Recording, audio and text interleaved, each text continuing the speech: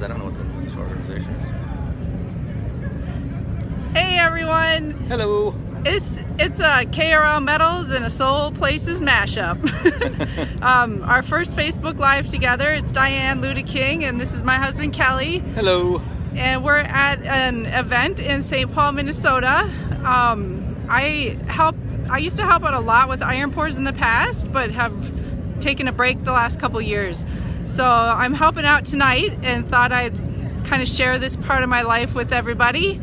So we're gonna have Kelly give us a little bit of a tour here.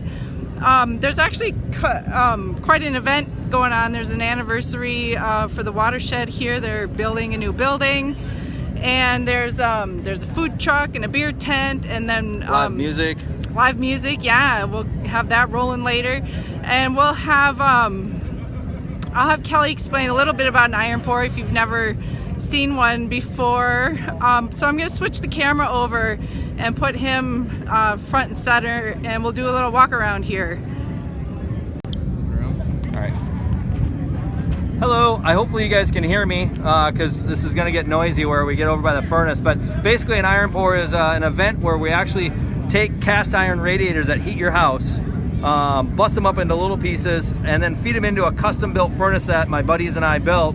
I have a company called Ironhead Sculptural Services where we travel around all over the Midwest and teach workshops on how to cast metal. This is one of our events we're doing today, and an iron pour is melting that metal down. We get to about 2,500 degrees in the furnace and melting the metal. It's amazing. It comes out running like water, and it's like bright yellow orange color, and like when you see it you can't even almost believe that it's really actually hot and metal, because metal doesn't flow like that normally. You're not used to seeing that in most people, so it's really fun to watch. And we do have quite a crowd here tonight, and like I said, our company is Ironhead Sculptural Services. My buddy from college, Brad Hertko, and I started this company 10 years ago, and it's been successful and having a lot of fun traveling around. Kind of show you a little bit of what we're doing. Hopefully you can hear me, because the furnace is going to get a little noisier when we turn to look at that, and you might actually be in the sun when we do this. And then actually when we're casting, we're actually casting into sand molds. So we can show some of these sand molds, and we teach people how to scratch and carve into silica sand, and they carve directly in, and people can buy the tiles and actually make something. And so it's a low relief sculpture and carving process that you're actually doing in it. So these are some examples of people that just did this today and carved out some pieces. Minnesota! When we're done, do we bring them over here, or got one at the table over there? Yeah, you can bring them over and set them on here if you're done. Yeah. So we got a huge mold in here. This is the main reason we're here. Is this? We're actually casting a Mississippi River basin.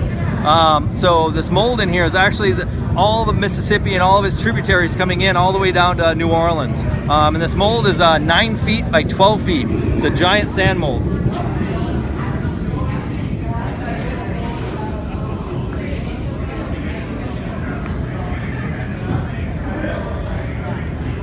So we're going to be actually pouring molten metal into this area. We're creating the metal that's going in, and then they're going to be filling it in, and it's going to take about 10 taps to actually fill this. So we're going to tap out the furnace 10 different times, come in, pour a little bit, go back to the furnace, fill up again, pour a little bit, go back, fill up, and keep doing that. And it's going to take a couple hours, probably about 2 hours to do everything that we're doing. And here's some of the people that are actually working on their tiles, scratching away. Like I said, we are a traveling roadshow. We actually have an entire setup to be able to go on the road and go anywhere. So if anybody's ever interested in traveling and having us come to your city to cast iron, we can actually teach a workshop and teach you how to do this. Let's walk out and just take a look at the furnace. Right now we're just preheating the furnace. We actually got to get the furnace up to about 2,000 degrees using propane to actually get it hot enough to be able to actually to ignite the fuel which the fuel source is actually coke. It's a refined coal product.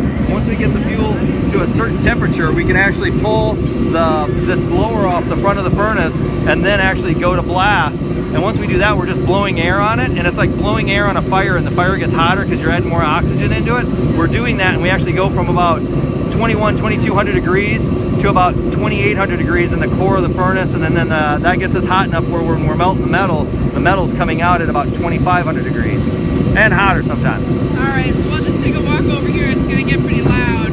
We'll just do a walk around the furnace and take a look at the fuel and the iron over here.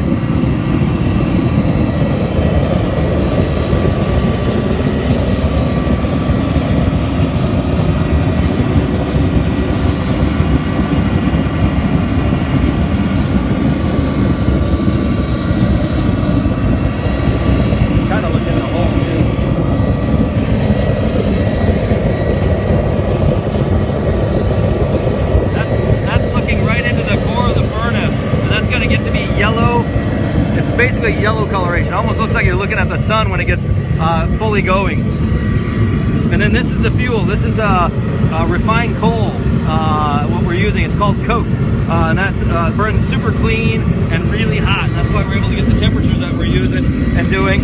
And then we're actually using cast iron radiators that heat your house. That's what we're busting up into little chunks and melting down. Awesome.